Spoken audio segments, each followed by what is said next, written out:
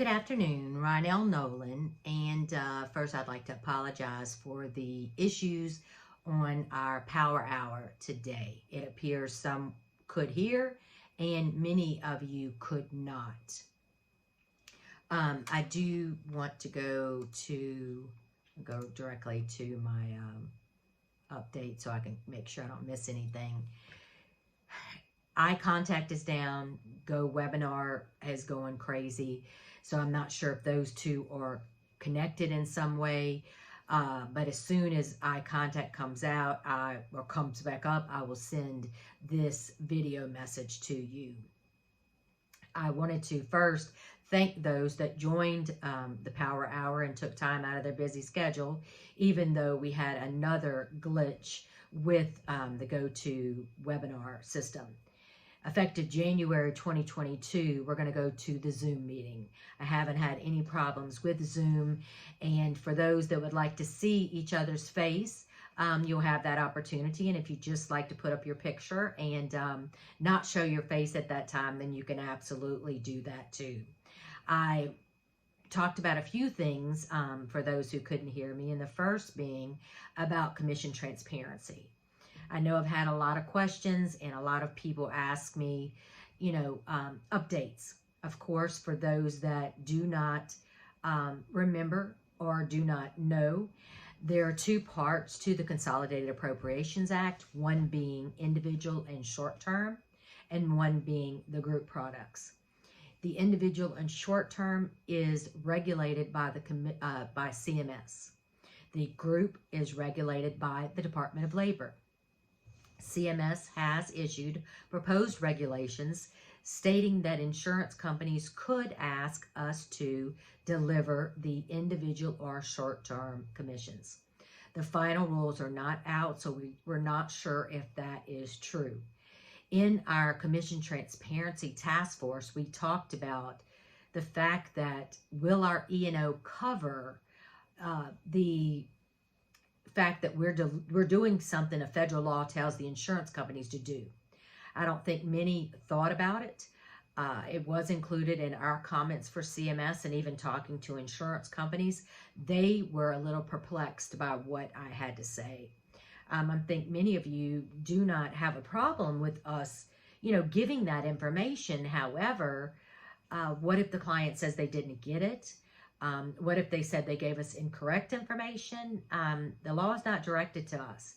Now, CMS could, regulate rules, could promulgate rules, can change the rules, but right now we're unsure. We know the law, federal law says insurance companies must, but we know that it took millions of dollars to create the Federal Marketplace Exchange. It took millions of dollars for insurance companies to create monstrosities to be able to adhere to the ACA, and for them to be able to add even a piece or a part that adds a piece about commissions. It's not doable. Insurance companies have said, look, we're going to include that information in the welcome packets. That's fine, but the law says you must give it to prospective and at sale and at renewal. So the prospective and at sale is the issue. Now, many of you have questions about the group side and what exactly that's going to look like. And I have had calls with the Department of Labor. I've had a Zoom call with the Department of Labor, and I've talked directly with the Department of Labor recently in the last couple of weeks about will they issue guidance. Now, we know that the Department of Labor, from my prior conversations, said that they were not going to issue a proposed rule, that they did not feel that the law said that they should, that it was simply a duplication of what was done in the financial industry several years ago. When I asked about a delay or guidance, they said they were unsure if that would happen, that would come from the very top. And for us to just assume that we start December 27th as the law says. The law says it goes into effect 12/27. being prepared for January 1. Now, I know and you know you've delivered your January renewals, and in many cases, you've delivered your February renewals. What I'm going to say without guidance at this point is after it goes into effect and after we provide a model notice to you, that you go back and deliver that information to your group clients. There's been question about whether, or not whether, but what is the delivery method? Does it have to be delivered in a certain method? I did talk to the Department of Labor about that, and I did not get any feedback or any guidance to this at this point. What we do know is that HAFA and our attorneys have said we need to have a signature line. So whether you do it through electronically, whether you deliver it personally, however you decide to do that, that you have a signed copy and they have a signed copy that this information was delivered. So after December 27th, and we provide you that form, then you're able to go back to those January and February renewals and deliver your commission transparency piece. Unless there's some type of guidance that's released that delays that in some aspect. But right now, you need to be prepared. I just got an email from Diceris Law, which is actually after the power hour ended. So this is something that definitely was not said, even for those that could hear me, was that the computer programmer has our model notice and they plan on having it complete in a couple of days. So it shouldn't be very complicated. I've worked alongside Diceris on what we believe it should look like. And as soon as the computer program is complete, we will have the Commission Transparency Task Force review it, try it out, see if it has everything that we need. And when you put in all your information, your services, your commissions, that it prints out a form that works for us. This will be something that will be white labeled for HAFA, for our members, that will be issued to you and provided at a limited cost. It will be offered to the rest of the industry through Diceris Law, hopefully white labeled through HAFA, to where you have to be a HAFA member to actually get the model notice computer program. But we're going to make sure that our HAFA members have it. We have it timely, and it's provided to you at a minimal cost, just to cover the cost of Diceris working on it and creating it. So model notice should be to you very soon. Final rules from CMS we do not have as of now. Commission transparency team working very hard. I did talk a little bit about some of the new carriers that are in the markets across the United States, how some of them have moved the second level groups around, plans around. So there are some changes that are needed to be made. You need to make sure that your client's doctors are included in those new network plans. I did talk a little bit about Louisiana. The closest urgent care under Ambetter was about 45 minutes away. They have added urgent care to their network. I checked this morning and it is there. Just a little caveat, Ambetter uses the Baton Rouge General Hospital, but the urgent care or the Our Lady of Lake urgent cares. Now, that doesn't mean it now covers Our Lady of Lake. It just means the urgent care or Our Lady of Lake. So if you're from Louisiana or you sell Louisiana exchange products, that's just a little bit of tidbit for you to know.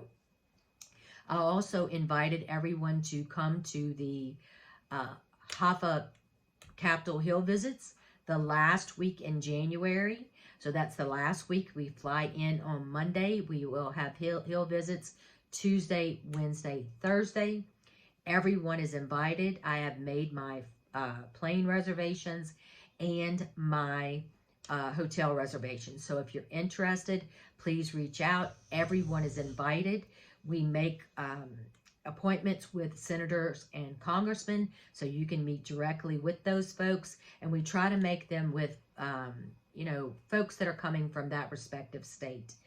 We will visit with folks that are different, that we may not have anyone with us, but they may be on energy and commerce or someone that we need to meet with. So if you want to come, please let me know. Everyone, like I said, is invited.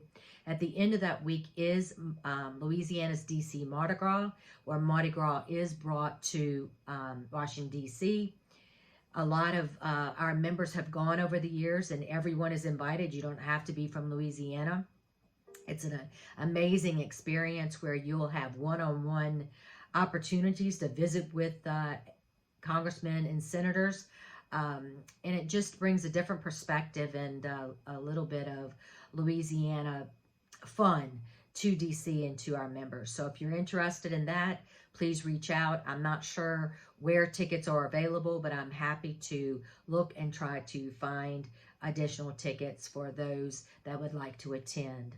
So again, I am very, very, very sorry for GoToWebinar. I am honestly not sure why some folks can get on and some folks couldn't get on. Doesn't make any sense whatsoever. Besides, it's kind of weird that eye contact is down and GoWebinar is acting crazy. So again, we're not going to do GoWebinar come January. We're going to do Zoom. I'll send out a Zoom link for you to join the Zoom call. It'll be the same format. I'll still do a PowerPoint presentation. You'll have the opportunity to share as you always do. We're just going to do a different format for 2022. We're going to get rid of those programs that are not working. Guy gave an update at the Power Hour, if you could not hear him, about the PAC and how important the PAC is. You know, you need to help us out. We need help. We need to make sure we're in front of the right people. We use the PAC dollars when we go to on Capitol Hill. A little bit of money gets us in a private club for coffee, where we don't have to go to their office or talk to a staffer. We're talking to them at the Capitol Hill Club or wherever they may be. So it's really cool. So giving to the PAC absolutely gets you in front of the folks that you need to be in front of. Also, Bridget Gilbert, our incoming chairwoman of the board starting January 22, gave an update about Ambetter being the largest ACA company in the United States, and that they are increasing their footprint and their network in the respective states that they're brand new in this year. And we also had an update from Tori Freeman, our membership and marketing, who said she didn't have an update for this Power Hour, but absolutely, if you'd like to see any marketing information, you know, go to the website under the HAFA Resource Library. It is password protected for our members only. If you're looking for an agent in a respective state to help one of your clients, I have a friend that's a client who is moving to Tennessee and was able to find a HAFA member to assist her. So you want to make sure that we do not send our members to the marketplace. We do not send them to a navigator, that we send them to a HAFA member. So you go to the HAFA website, click on Find an Agent, click on the respective state, and it will tell you what cities we have agents. And if we do not, it'll show you a list of agents that are licensed in that respective state. So again, big apologies. There's nothing I could have done. I wish there's sometimes I could do things to make things better, and I didn't understand while some folks were sending me messages, they were on the call, they couldn't hear. It kept saying that the meeting was fixing to start, and then I had some that were able to talk and give reports through the system, and they could hear me. So my big apologies. Anytime you deal with technology, you just never know. I hope you had a wonderful Thanksgiving. You have a wonderful week. Please call if I can help in any way. Zoom January 2022. Get ready, and I will catch up with you next Monday. Rynell Nolan, proud and honored to represent the HAFA Freedom Fighters, the best of the best, the cream of the crop. Until next time.